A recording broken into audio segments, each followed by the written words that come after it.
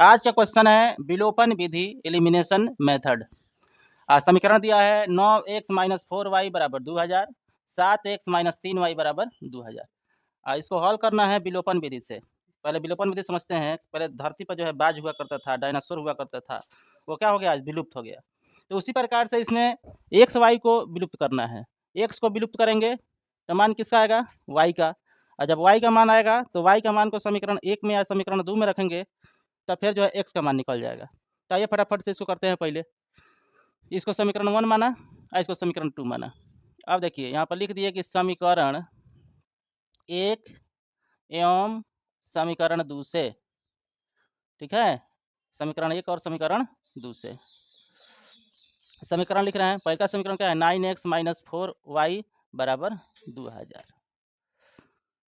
दूसरा समीकरण है 7x माइनस के 3y बराबर 2000। अब बताइए इसमें एक्स को कटाए कि वाई को। इसमें एक्स या वाई किसी को कटा सकते हैं, ठीक है। तो इसमें हम वाई को कटा रहे हैं, ठीक है। तो वाई को कटाने के लिए क्या करिएगा, जैसे देखिए वाई के यहाँ पर गुणांक क्या है, 4 है, और यहाँ पर वाई का गुणांक 3 है। तो समीकरण 1 में वाई का गुणांक 4 और समीकरण 2 में वाई का गुणांक 3 है। तो समीकरण जो है 2 में जो वाई का गुणांक है वो क्या है, 3 है। तो इसको समीकरण 1 को 3 से गुणा करेंगे। और समीकरण 1 के वाई का गुणांक 4 है, तो समीकरण 2 को 4 से गुणा करेंगे। और समीकरण 1 को 3 से, समीकरण 2 को 4 से गुणा करने पर क्या हो जाएगा, ये y का जो गुणांक है वो क्या हो जाएगा, बराबर हो जाएगा। तब ना y को विलुप्त करेंगे। तो चलिए फटाफट से इसको कर लेते हैं। यहाँ पर चाहिएगा तो लिख सकते हैं कि समीकरण 1 गुणा 3 एवं 2 गुणे 4 से, ठीक है। अब नहीं भी लिखिएगा तब भी एग्जामिनर क्या है ये समझ जाएगा, यहाँ पर समीकरण 1 में 3 से, समीकरण 2 में 4 से गुणा हुआ किया है। तो चलिए करते हैं फटाफट। 9 में 3 से गुणा किए 9 27x और 4 तिहाई 12y और 2000 में 3 से 6000, ठीक है। और उसके बाद इसमें करेंगे 4 से, समीकरण 2 में गुणा 4 से, तो 7 चौक 28x और माइनस 7 चौका 7 नहीं 7 चौका 28 और 3 चौका 12y बराबर 2000 चौका 8000। अब देखिए यहाँ पर y का मान बराबर क्या है, गुणांक किसका, इसका भी 12 है और इस y का भी गुणांक 12 है। अब देखिए दोनों में क्या है, माइनस माइनस है, अगर जोड़ेंगे तो माइनस के 24y हो जाएगा। तो ये तो कटेगा नहीं।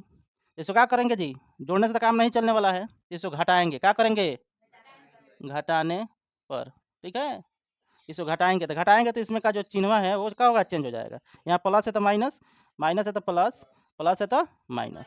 अब देखिए ये माइनस के बारे वाई, ये प्लस के बारे वाई, खत्म हो गया। अगर यही अगर 100 कटाते तो 1 से गुणा करते तो 100 वाला मान कट जाता, ठीक है। लेकिन वाई कटा रहे हैं हम, तो यहाँ वाई खत्म। अब देखिए 27 को एक्स प्लस में 28 को एक्स माइनस में, तो माइनस में क्या बच गया जी, एक एक्स बचा ना।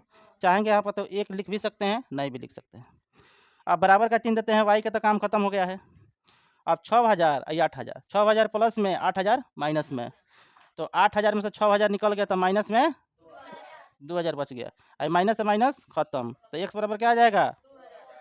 अब हम बताए थे पहले ही कि जब एक्स के मान आएगा तो उस मान को समीकरण 1 में चाहे समीकरण 2 में रख के और वाई का मान निकाल लेंगे।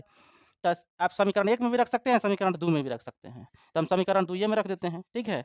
लिख देते हैं कि एक्स बराबर 2000 का मान समीकरण 2 में रखने पर, रखिए समीकरण 2 क्या है, 7x माइनस 3y 2000, यह समीकरण 2 है। तो यहाँ पर x के मान रखना है हमको कितना, 2000, तो 7 गुणे 2000 और माइनस 3y बराबर 2000, ठीक है। अब आ जाइए इधर, 2000 में 7 से गुणा किया कितना हुआ, 2000 में 7 से गुणा किया कितना हजार, 7 दूना 14000 माइनस 3y बराबर 2000। अब क्या करेंगे, इसमें जो चर संख्या है उसको एक साइड है, जो अचर संख्या है उसको एक साइड, मतलब कि y वाला को एक साइड कर देंगे, बिना y वाला का एक साइड कर देंगे।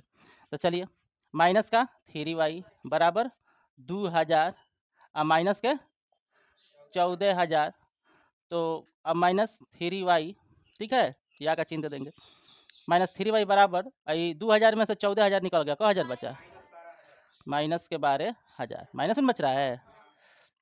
तो y बराबर क्या हो जाएगा हमारा 12,000, इधर भाग में लग जाएगा ये बटा के 3, तो 3 चौका तो कितना आया 4,000, y बराबर 4,000। तो हमारा x का मान कितना आया है, x बराबर आ गया है 2,000 और y बराबर आ गया है 4,000। तो यही ना हमारा आंसर आया। अब इस आंसर को देख लेते हैं कि सही है कि गलती है, इसको चेक भी कर लेते हैं। तो चलिए समीकरण 1 में चाहे समीकरण 2 में x और y का दोनों का मान भरेंगे और 2000 के बराबर आ जाएगा, मतलब कि LHS से मान भरेंगे RHS के बराबर आ जाएगा, तो समीकरण हमारा हल जो समीकरण का है वो सही होगा। तो चलिए यहाँ पर x की जगह पर क्या है 2000 आया है, तो 9 दूनी 18,000 और y की जगह 4000 आया है, तो 18,000 और 4 चौका 16,000, 18,000 में से 16,000 गया, को हज़ार बचा 2,000 बच गया ना। ऐसा सिद्ध होता है कि क्या है हमारा समीकरण ये सही है।